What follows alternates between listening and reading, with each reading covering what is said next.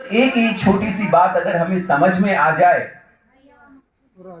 वासुदेव सर्वमिति, इतनी सी बात अगर हमें समझ में आ जाए तो संसार की सारी नफरत खत्म, सारा द्वेष खत्म। और नफरत द्वेष खत्म हो जाएगी तो प्रेम अपने आप प्रकट हो जाएगा। वासुदेव सर्वमिति। आज आप लोग जब यहां बैठे हैं तो इस विचार को अपने मन में आज उतार कर देखिएगा। सब कुछ वही है, सबके अंदर वही है। मैं जिसे गाली देना चाहता हूं उसके अंदर भी वही बैठा हुआ है, और जिस बच्चे को अपना समझकर मैं अपनी सारी प्रॉपर्टी देना चाहता हूं उसके अंदर भी वही बैठा हुआ है, वही परमात्मा। आज तक मैंने जिस व्यक्ति को दूसरी जाति का समझकर उसके साथ भेदभाव किया उसके अंदर भी वही वासुदेव बैठा हुआ है, और जिस व्यक्ति को दूसरे धर्म का होने का समझकर मैंने उसके साथ नफरत की उसके अंदर भी वही वासुदेव बैठा हुआ है। वासुदेव सर्वमिति। हमारे पूज्य गुरुदेव परमहंस बाबा गंगा रामदास को एक आदमी गालियां देता था और सबके सामने गालियां देता था। तो हमारे गुरुदेव से उनके शिष्य ने कहा कि बाबा आप कहिए तो इसको सबक सिखा दिया जाए। बाबा ने कहा किसको सबक सिखाओगे?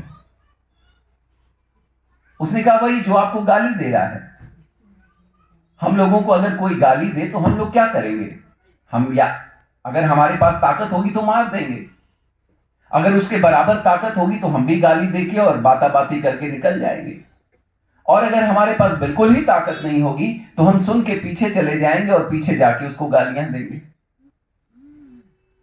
लेकिन बदला तो लेंगे हम किसी न किसी तरह से। लेकिन हमारे गुरुदेव ने कहा कि तुम गाली जिसको देना चाहते हो उसके अंदर मैंने भगवान कृष्ण को देखा है। वो गाली देने वाले के अंदर भगवान बैठा हुआ है। यहां तक कि जो मल खा रहा है सुअर, उस सुअर के अंदर भी भगवान बैठा हुआ है और उस मल के अंदर भी भगवान बैठा हुआ है। हमारे गुरुदेव साक्षात ईश्वर हैं, संत हैं, इसलिए उनको ये दर्शन हुआ। अपने दर्शन के आधार पे वो कह रहे हैं कि मैं तो उसके अंदर भगवान को देख रहा हूं, तो मैं तो उसको गाली देने की सोच भी नहीं सकता। हम लोग देख नहीं पा रहे हैं, लेकिन ये जो जन्मों जन्मों की प्रक्रिया है, इस जन्मों जन्मों की प्रक्रिया में कब तक हम अपने आप को पर्दे के पीछे रखेंगे? कभी तो पर्दा हटाने की कोशिश करनी पड़ेगी ना, कभी तो इस माया के पार जाने की कोशिश करनी पड़ेगी।